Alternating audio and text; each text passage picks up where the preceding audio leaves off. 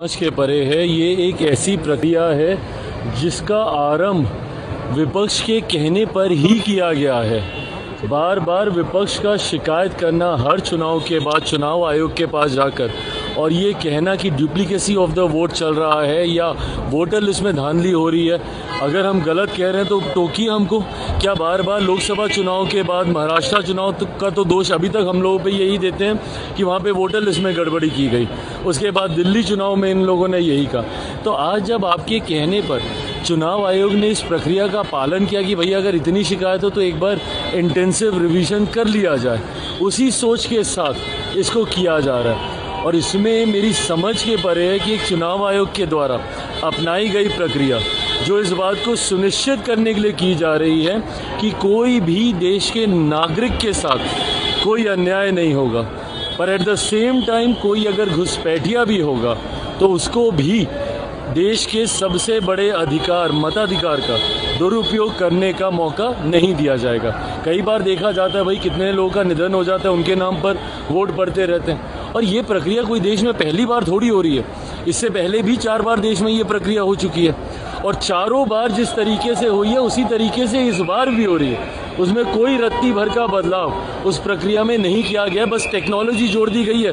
पहले फिजिकली जाके डॉक्यूमेंटेशन देने की ज़रूरत पड़ती थी, अब आप ऑनलाइन कर सकते हैं। अब हर चीज़ का राजनीतिकीकरण कर देना ये विपक्ष की आदत बन गई है। भाई चुनाव आयोग एक संवैधानिक संस्था है, उनके द्वारा लिया गया फैसला है। इसमें सरकार ना 3 में ना 13 में, और वो भी फैसला उन लोगों ने इसलिए लिया है क्योंकि आप बार बार उनका दरवाज़ा जाके खटखटाते थे कि भैया इसमें गड़बड़ी हो रही है वोटर लिस्ट में।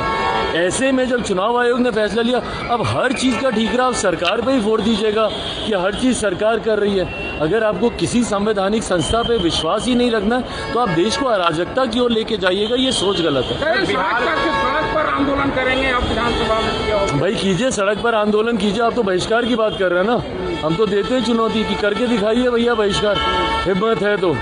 सत्ता का लालच इन लोगों में इतना ज़्यादा है कि कतई ये लोग चुनाव का बहिष्कार करने की सोच नहीं रख सकते। सत्ता के लिए जो विरोधाभास को भूलकर एक साथ एक गठबंधन में दल आने को तैयार हो जाते हैं। विपक्ष में हम लोगों ने देखा ही है क्या है ये तथाकथित इंडिया अलायंस। भानुमति का कुनबा ही है ना, दिल्ली में एक दूसरे के खिलाफ लड़ेंगे तो केंद्र में एक दूसरे के साथ आ जाएंगे, दूसरे राज्य में एक दूसरे के खिलाफ लड़ेंगे तो केंद्र में एक दूसरे के साथ आ जाएंगे। क्यों? महत्वाकांक्षाओं के लिए ही ना।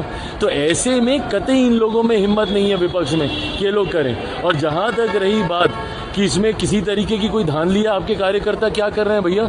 मेरे तो सारे BLAs ग्राउंड पे हैं।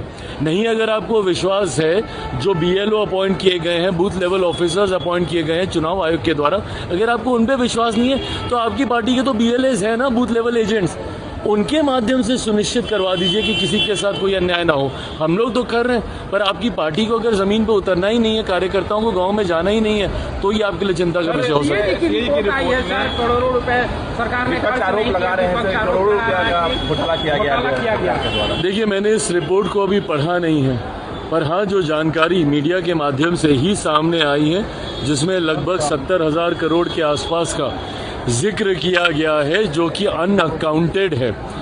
ये ऐसा है तो ज़रूर ये चिंता का विषय है। कतई जनता के पैसे का दुरुपयोग, इसकी इजाज़त किसी भी व्यवस्था में नहीं दी जा सकती है। कहीं पर अगर इस पर धांधली हुई है तो इसकी भी जांच होगी और जो भी दोषी होंगे कार्रवाई होगी। सरकार का नेतृत्व करने पार्टी की तरफ से एक सामान्य सीट से चुनाव लड़ने का एक खूबसूरत प्रस्ताव ज़रूर हमारे पास आया है, जिस पर फिलहाल हम लोग चर्चा कर रहे हैं। पार्टी के कार्यकर्ताओं की महत्वाकांक्षाएं ज़रूर नेतृत्व को लेकर रही है, जिसका मैं सम्मान करता हूं। बट इस बात को मैं पुनः क्लैरिफाई कर दूं कि आज की तारीख में बिहार में कम से कम शीर्ष नेतृत्व करने वाले पद, मुख्यमंत्री के पद की कोई वैकेंसी नहीं।